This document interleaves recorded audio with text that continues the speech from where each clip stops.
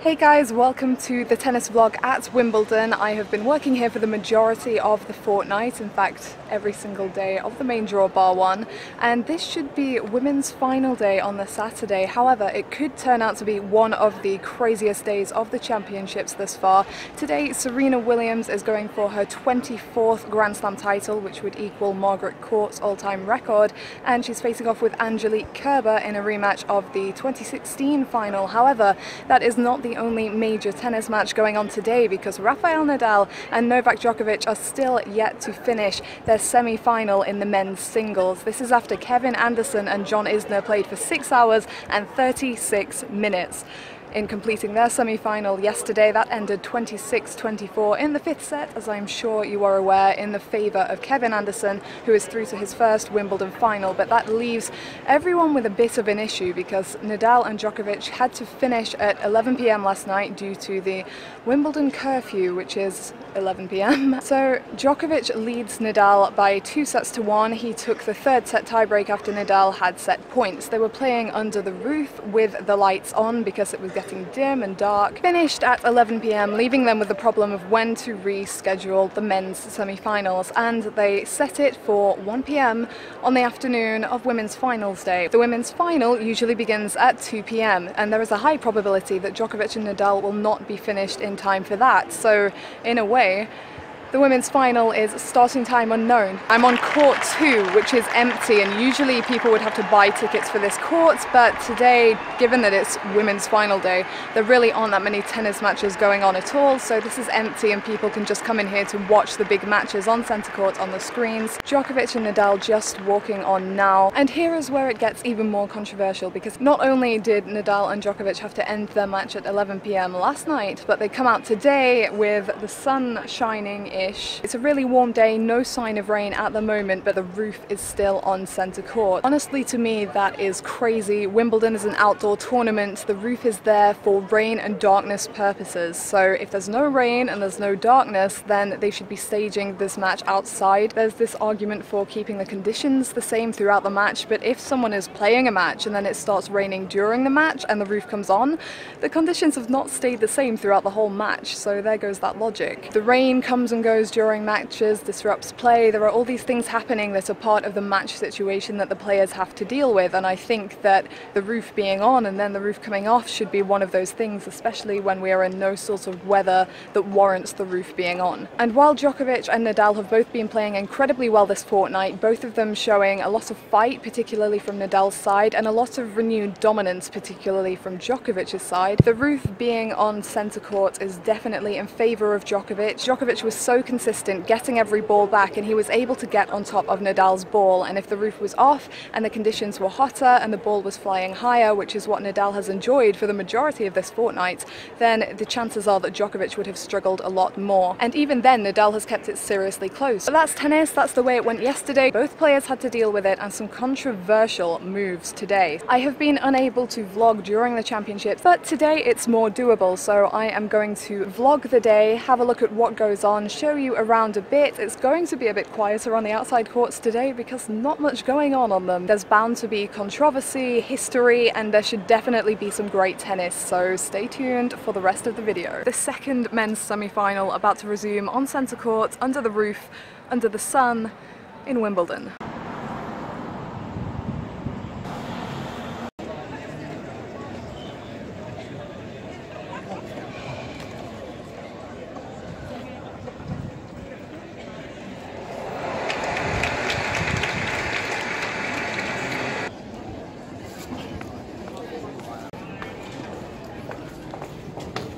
Didn't think I would find a quiet place to film today, but behind court 2 is proving pretty decent. On court 2 I was sat at the back for vlogging purposes, so if you ever go on court 2 and want to watch a match on the screen, I suggest sitting closer to the screen because it's quite hard to see the score unless I need an eye test, so which is probable. I think now I'm going to take a wander over to Henman Hill to see how full it is and see what's going on there.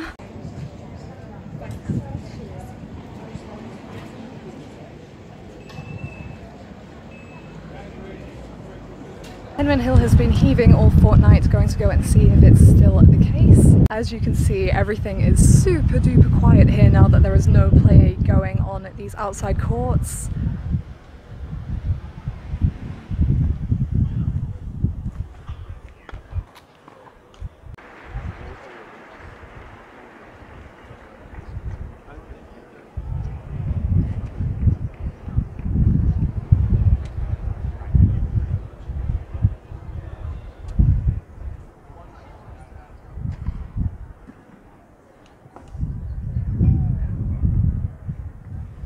We've got to get in centre court here, like.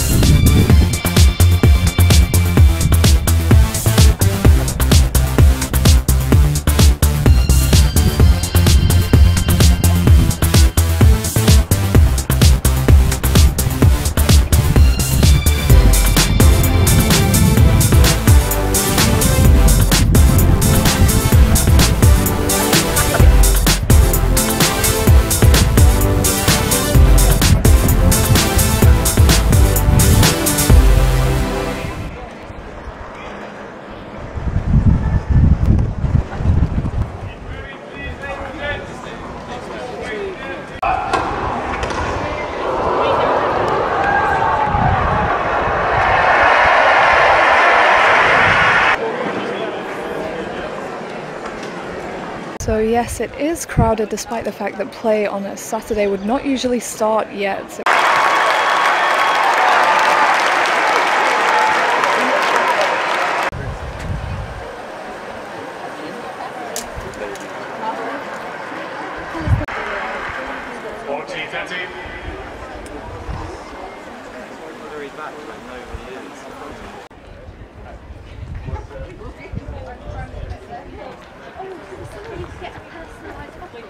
Currently sat by a deserted court 14, and now you've seen how packed the hill is, I'm going to go and watch that match elsewhere, because on days as crowded as today, if you stand on the walkway for 2 seconds you will be ordered to move on or sit down, and there frankly is no place to sit down at the moment, so better off not watching there. It's interesting later in the event because obviously there is still a lot of excitement, big matches going on. However, courts such as court 14, which was absolutely chock-a-block earlier in the fortnight, people queuing to get in, having to wait multiple changeovers to get a seat, completely empty. Here it is, court 14, completely deserted apart from me. Over in that direction you can see court 1, Henman Hill, court 18, and just to my left, centre court. So I could go and watch the end of this match on court 2, which is where I may go later, but for now I think I'm going to head to the media centre where there are generally smaller screens showing the matches that are going on.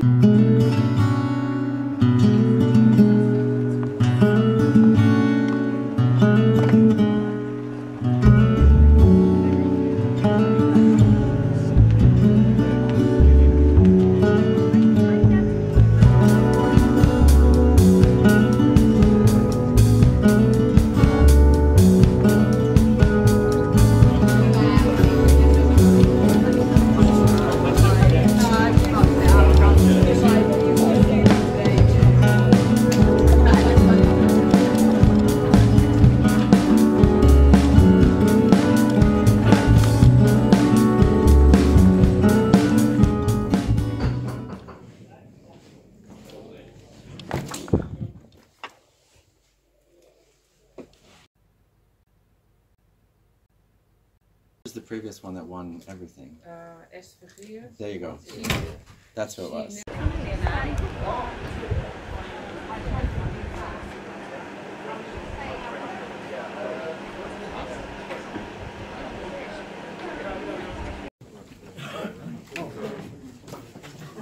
back on court 14 and I have just been to Rafael Nadal's press conference. That match is over. Djokovic through to the 2018 Wimbledon final 10-8 in the fifth. So two marathon semi-final encounters in the men's draw. Two really hard-fought matches. I always felt like Djokovic would win this match. He's been really finding his groove again this tournament over the year in general. He has been getting promising results even though he's been getting the disappointing losses as well. So I'm not incredibly surprised that he's been back to looking like his old self a bit this tournament. I know some people were, but he had a decent draw early on. He got through two really decent early rounds and then he's just been playing with the confidence that he has lacked for 2 years. Djokovic's game is built so much on confidence. The ability to run down those extra balls, to place the shot where he wants it, is all founded on his mental strength, which is something he was lacking.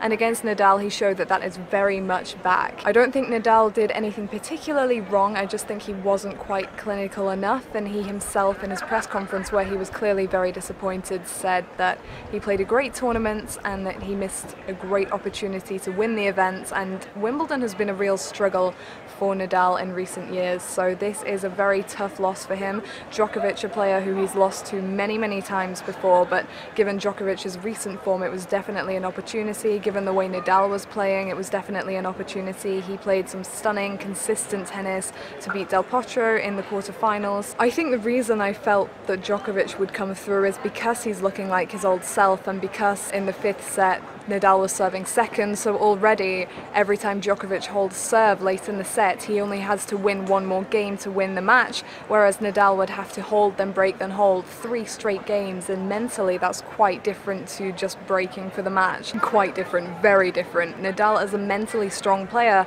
but Djokovic is just getting back into that great headspace. And even when Nadal had his chances to break, he had break points to be serving for the match. Djokovic came up with vintage stuff, big serves, he outlasted Nadal in the rallies when it mattered, and it is a tough loss for Nadal, but at the same time he left it all out there, and there were things that were not in his favour, such as the court conditions with the roof, which he didn't want to talk about, understandably, because he's a great sportsman and he doesn't want to take anything away from Djokovic. It was a really quality contest, all court tennis, really intense, and as Rafa said, a great show for everyone who came along.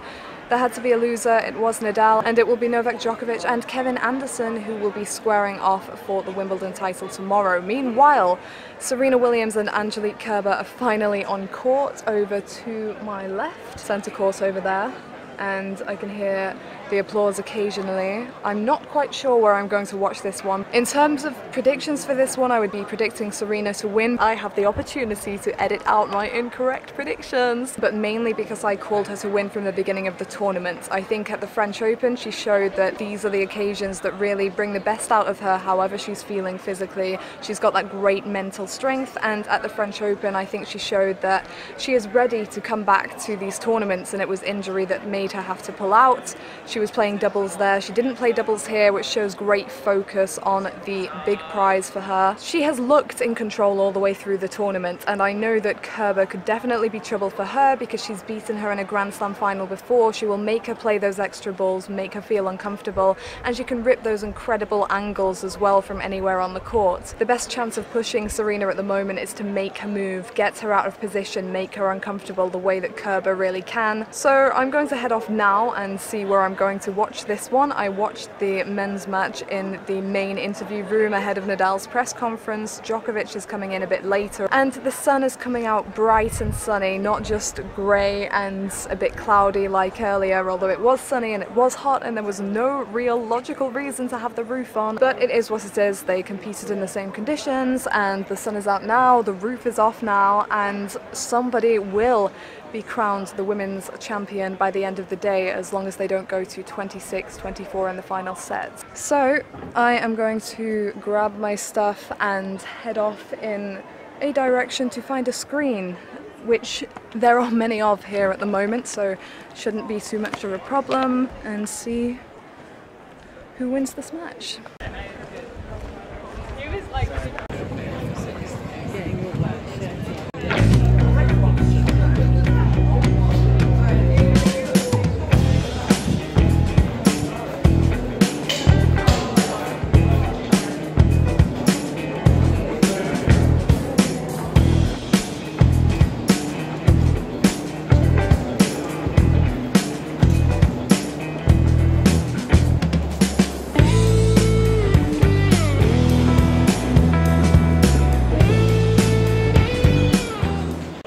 currently just outside of centre court. This is the bit you would come into in order to access the actual stadium.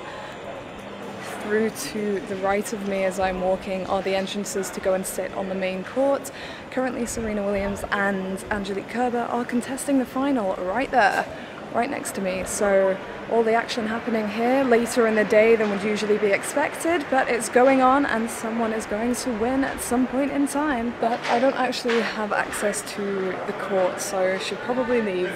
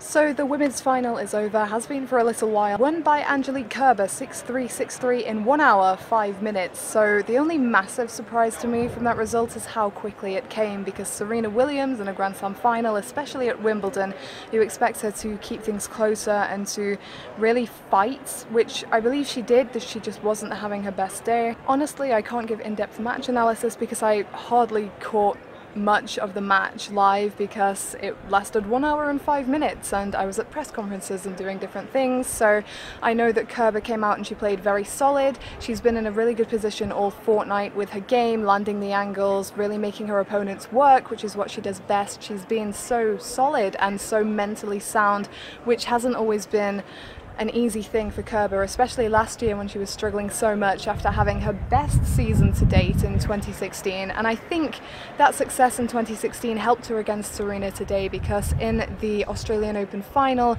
she came out as the underdog. Again today Serena was the favourite despite being pregnant this time last year, despite having a hard road back onto the tour. But Kerber came out and played the A game she needed to play and played a fearless match, and that's what got her the victory. Serena, not her best day. She hadn't played an opponent with that style so far this competition. She hadn't come up against someone who was getting so many balls back, who wasn't necessarily a power player, which Kerber isn't. And so that was different for Serena and probably took a while to get used to, and she didn't have long enough in that match. So not the final people were expecting. I picked Serena to win plainly because I'd picked Serena to win at the beginning of the tournament, and she did come really close. Obviously she's a perfectionist and she wants nothing but the best, but she seemed very calm after that loss, and I think it's all positives for her given where she was this time last year and given everything that she's come through, and I have no doubt that she will be challenging for these big titles again in the near future. Kerber, meanwhile, a great win for her. Took a year to get to grips with being a double-time Grand Slam champion, struggled to back that up originally. It's very much a massive amount of pressure for her mentally. So a short, snappy final, potentially overshadowed a bit by the men's semi-final. Serena Williams herself acknowledged in her press conference the organisers were in a bit of a sticky situation there. If they were to schedule it after the women's match, then whoever won would have to come straight back out to play the next day, which wasn't fair on them.